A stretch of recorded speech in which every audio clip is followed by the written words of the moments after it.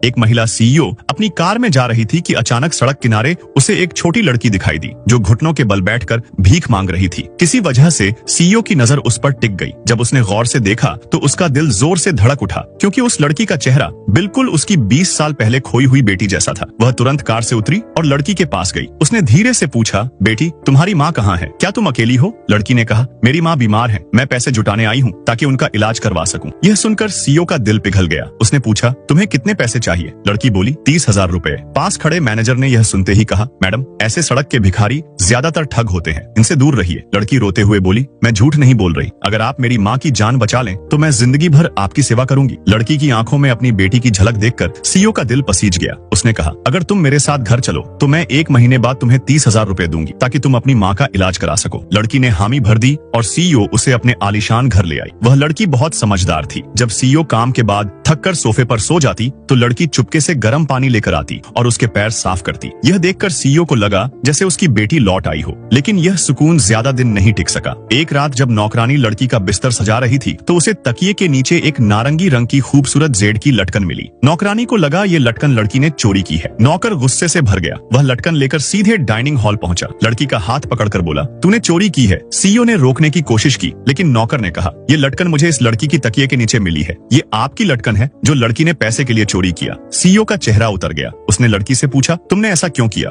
लड़की रोते हुए बोली, मैंने नहीं चुराई, ये मेरी माँ की निशानी है। लेकिन सीईओ ने यकीन नहीं किया और गुस्से में 10,000 रुपए फेंकते हुए बोली, ये लो और तुरंत यहाँ से निकल जाओ। नौकरानी ने लड़की को बाहर फेंक दिया और वह रात के अंधेरे में गिर पड़ी। अगली सुबह नौकरानी भागती हुई आई और बोली, मैडम ये देखिए, ये लटकन आपके बिस्तर के नीचे मिली। सीईओ ने दोनों लटकनों को पास रखकर देखा तो वे एक जोड़ी निकली। तभी असिस्टेंट का फोन आया और सच्चाई सामने आई। वह छोटी लड़की असल में सीईओ की अपनी नातिन थी और उसकी माँ वही बेटी जो 20 साल पहले लापता हुई थी। हादसे के बाद उसकी याददाश्त चली गई थी और वह बेटी और पोती कूड़ा बीनकर जिंदगी गुजार रही थी। कुछ दिन पहले बेटी का एक्सीडेंट हुआ और वह अस्पताल में जिंदगी और मौत के बीच झूल रही थी। इलाज के लिए 30,000 की जरूरत थी। यह सुनकर सीईओ पागल सी हो गई। वह तुरंत अस्पताल भागी। उधर दवा के पैसे न होने पर डॉक्टर मरीज को बाहर निकाल रहे थे। छोटी लड़की डॉक्टर के हाथ पकड़कर रो रही थी, कृपया मेरी माँ को मत निकालिए। तभी एक डॉक्टर ने उसे जोर से धक्का दिया और उसका सिर मेज के कोने से टकरा गया और तभी सीईओ भी वहां पहुंच गया।